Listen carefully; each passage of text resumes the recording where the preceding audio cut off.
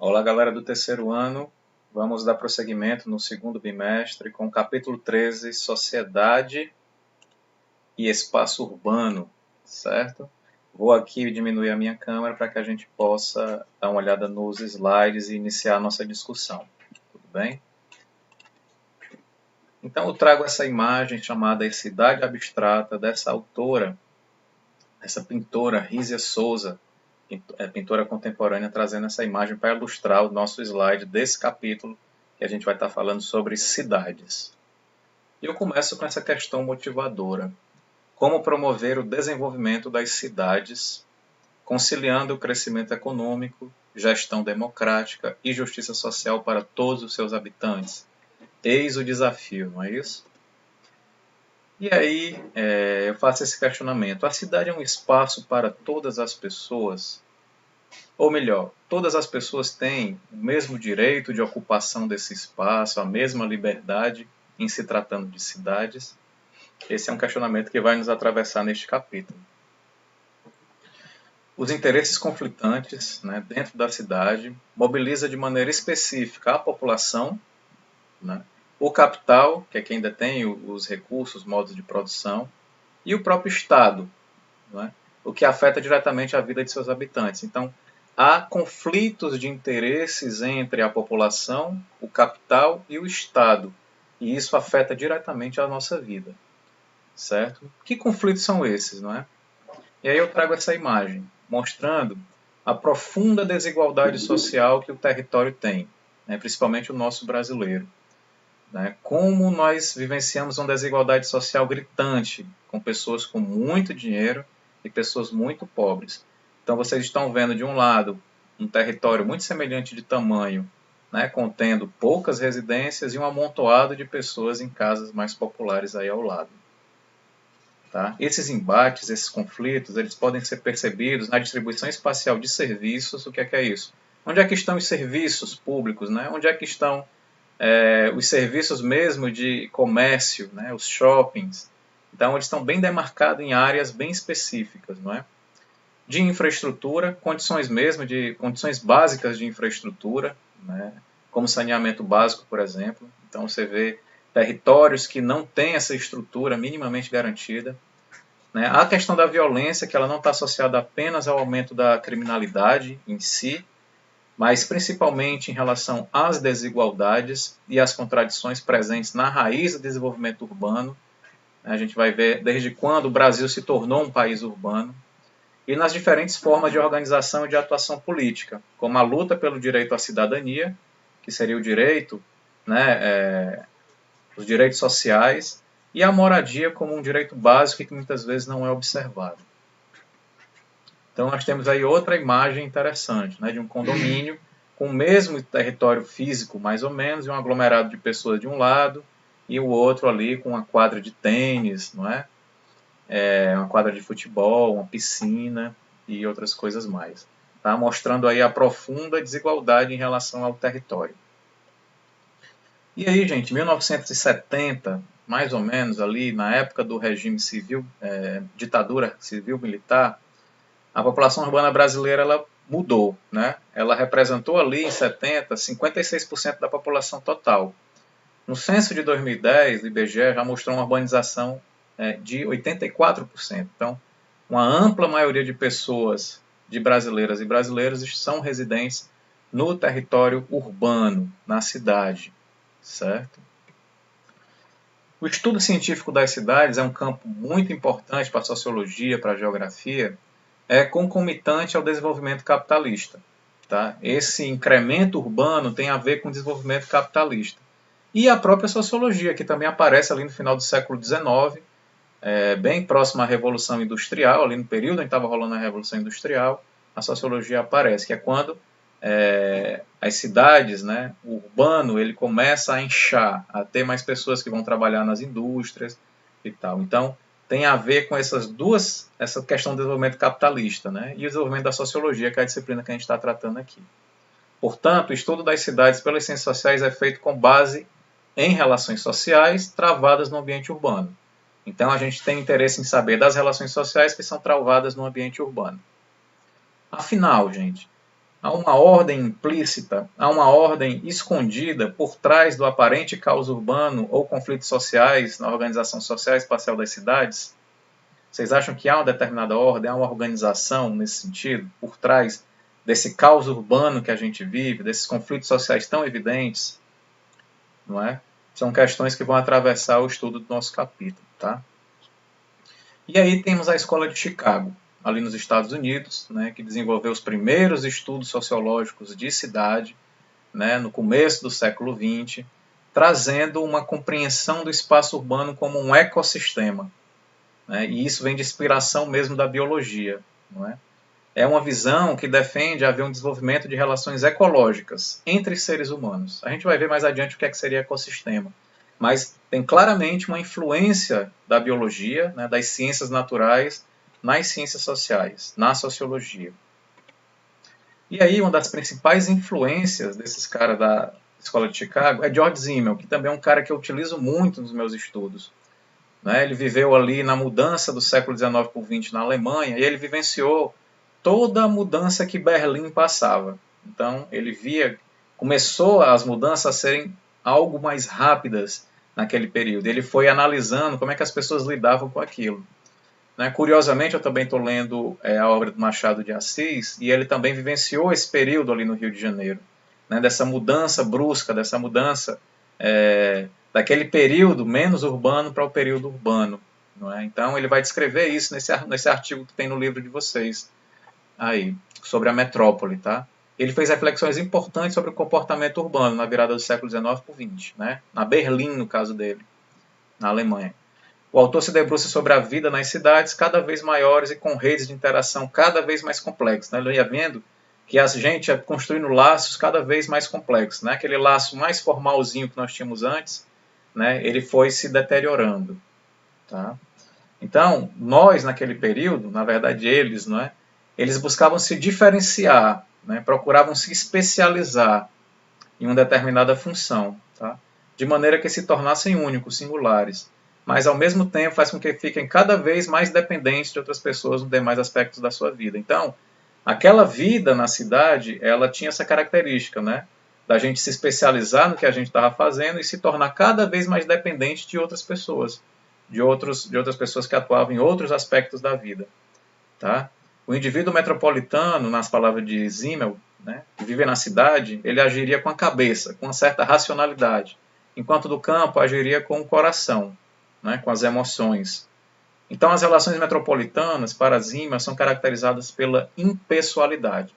Né? Então, quando a gente vai na instituição, nós somos apenas um número, né, alguém que está na fila. Né? Nem sempre a gente conhece as pessoas que estão ali, principalmente nas grandes cidades. Tá? Então ele vai trazer essa característica da impessoalidade. Tá bom? A ecologia urbana, que é uma característica ali da Escola de Chicago, foi o princípio teórico que norteou a explicação sobre diversos fenômenos da cidade. Então, eles começaram a observar a cidade por meio dessa ecologia urbana. Né? Ocupação por diferentes classes sociais, as gangues, né? As atividades ilegais que aconteceram na cidade, principalmente em Chicago, nos Estados Unidos, em 1920.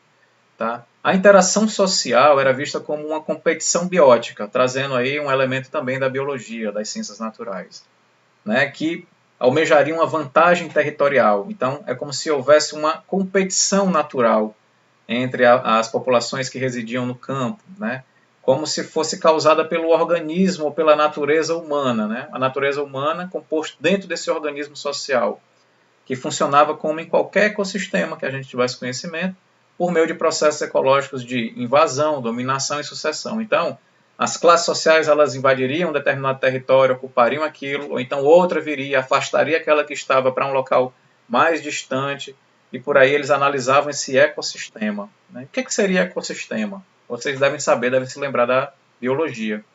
É o nome dado a um conjunto de comunidades que vivem em um determinado local, em um determinado espaço, em um determinado ambiente. Essas populações, essa comunidade, elas interagem entre si, né? E com o meio ambiente da qual elas estão inseridas, tá? Constituindo um sistema estável, equilibrado e autossuficiente.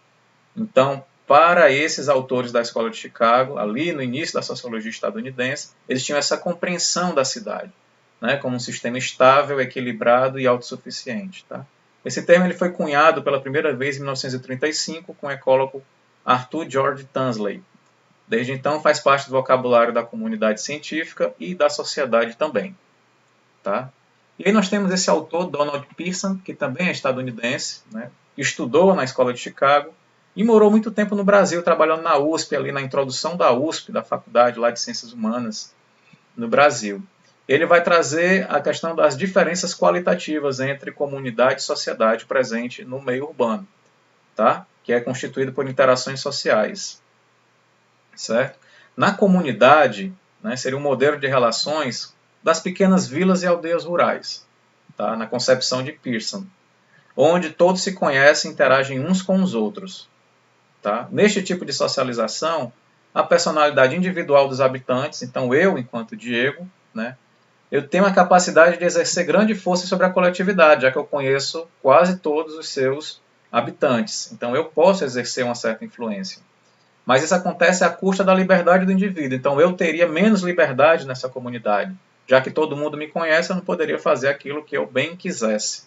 Tá? Porque eu seria cerceado por forças sociais reguladoras dos comportamentos que são aceitos nesta comunidade. Então essa é uma característica, a comunidade. A sociedade, na palavra, no conceito de Pearson, né, ela resulta da socialização desenvolvida nos grandes aglomerados urbanos, nas grandes cidades, onde os indivíduos desfrutam de muita liberdade. Então ninguém me conhece na grande cidade, eu tenho uma certa liberdade de agir, de fazer aquilo que eu quero. Né? Eu sou menos regulado pelas forças sociais, tá certo? Mas, né, eu exerço pouquíssima influência individual sobre a sociedade. Então aquilo que eu faço exerce pouca influência sobre a sociedade, né? Já que as minhas ações elas são diluídas no conjunto da população. Tá? Então tem esses dois conceitos, essas duas características. Né? A comunidade, uma menor liberdade, uma maior capacidade de influência individual, a minha, porque eu conheço a população. Na sociedade, uma ampla liberdade, nas palavras de Pearson, mas uma pouquíssima capacidade de influenciar socialmente, tá? Porque as pessoas não se conhecem todas. A nova sociologia urbana traz uma nova perspectiva de análise da cidade, pensando por meio dos conflitos.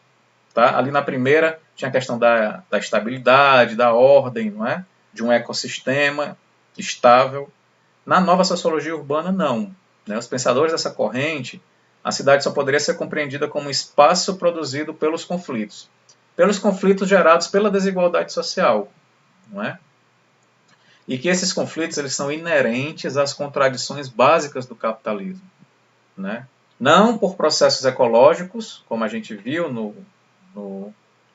no item anterior, né, da Escola de Chicago, mas por meio dos conflitos, né, das relações de confronto, né, de ter perspectivas diferentes, da cidade ser moldada desse jeito, porque a população pobre ela é submetida por uma população mais abastada. Tá? Então é a lógica econômica, né, de recursos, de ter capital, utilizada pela teoria marxista, para explicar as massas de trabalhadores empobrecidos, os baixos salários, o lucro crescente, os conflitos entre trabalhadores e capitalistas, também seria usada para compreender a distribuição das moradias. Tá? Então vocês estão vendo uma imagem aqui de uma pessoa numa região mais vulnerável, olhando ali para os prédios na cidade. Né? Então se explicaria essa condição por meio dessa lógica econômica, pelo referencial teórico marxista. Certo? Assim também como seria importante para avaliar o papel do Estado nesse conflito, também utilizando um referencial teórico marxista. Tá certo? Então eu trago aqui essa imagem, né, mostrando aí a dificuldade que existe nas cidades, nas grandes cidades, isso é bem evidente, bem comum. E a nova sociologia urbana ela vai trazer essas questões do conflito, né, da submissão de quem possui os recursos, daqueles que não possuem, os conflitos inerentes a essas condições. Vamos responder uma questãozinha do Enem para a gente finalizar essa nossa videoaula. É uma questão de 2016, certo, gente? Eu vou aqui só diminuir um pouquinho a minha câmera para que vocês possam ver toda a questão. A favela é vista como um lugar sem ordem, capaz de ameaçar os que nelas não se incluem. Tá? Então, mostrando aqui essa representação, essa imagem que a gente tem da favela. Atribuir-lhe a ideia de perigo é o mesmo que reafirmar os valores e estruturas da sociedade que busca viver diferentemente do que se considera viver na favela. Então, quando a gente atribui essa ideia de perigo, a gente vai reafirmar os valores e estruturas da sociedade que busca viver diferentemente do que se considera viver na favela, que se distingue do que chama de favela. Tá? Alguns oficiantes do direito, a galera do direito, ao defenderem ou acusarem réus moradores de favelas, usam em seus discursos representações previamente formuladas pela sociedade incorporadas nesse campo profissional. Eu pergunto, todo mundo que vive em favela é criminoso? Essa questão fica no ar. A representação que se tem é que lá seria um espaço de pessoas vadias, né, criminosas e tal. Todo espaço da elite, só há pessoas de bem nesse espaço? Também é uma representação que se coloca, não é? Então você vê uma abordagem policial na favela e uma abordagem policial na área nobre e você vê a diferença bem clara. Fica bem clara as representações. Tá? Suas falas se fundamentam nas representações inventadas a respeito da favela e que acabam por marcar a identidade dos indivíduos que nela residem. Então a gente coloca essa insígnia, essa estigma nas pessoas que vivem na favela. Vamos discutir isso nas próximas aulas, a ideia do medo, né, a sociedade do medo. Esse é um texto de Rinaldi, Marginais, Delinquentes e Vítimas, um estudo sobre a representação da categoria favelada no Tribunal do Júri da cidade do Rio de Janeiro. Um século de favela. Vamos para a pergunta, para o comando da questão. O estigma apontado no texto tem como consequência... Qual a consequência do estigma? Aumento da impunidade criminal? O estigma causaria o aumento da impunidade criminal? Não sei, eu acho que não. Enfraquecimento dos direitos civis? Opa! Direitos civis tem a ver com liberdade de expressão, direito de ir e vir, né? Direito de expressar o que você pensa. Me parece que quando a gente estigmatiza a galera da favela, eles ficam com os direitos civis enfraquecidos, certo? Guardar a B de bola. C. O estigma, ele gera distorção na representação política? Não, né, gente? O texto não trata disso. D de dado. Crescimento dos índices de criminalidade? Então, o estigma aumenta os índices de criminalidade? Não. Tá? E. Ineficiência das medidas socioeducativas? Também não. Né? O estigma, ele não... Vamos ver aqui o comando da questão. O estigma não é consequência, não tem como consequência, na verdade, a ineficiência das medidas socioeducativas. Né? Essa ineficiência ela não é oriunda do estigma. Tá? Então, a questão correta é a questão B de bola. Enfraquecimento dos direitos civis. Não é? Quando tem uma abordagem policial, uma pessoa que é da favela, ela sofre coerção em relação a seus direitos civis. Né? Ele é, de uma certa maneira, impedido de exercer aquilo que ele estava fazendo, como caminhar, como os seus direitos civis de ter direito a se defender. Não é? Então, fica enfraquecido sim os direitos civis. Certo? Então, é um debate que a gente faz amplamente sobre a cidade. Vamos continuar nas próximas aulas. Tá? Eu queria que vocês continuassem se cuidando, né? Que a gente ficasse bem e que nos encontrássemos logo mais em breve. Agradeço a atenção de vocês e até mais.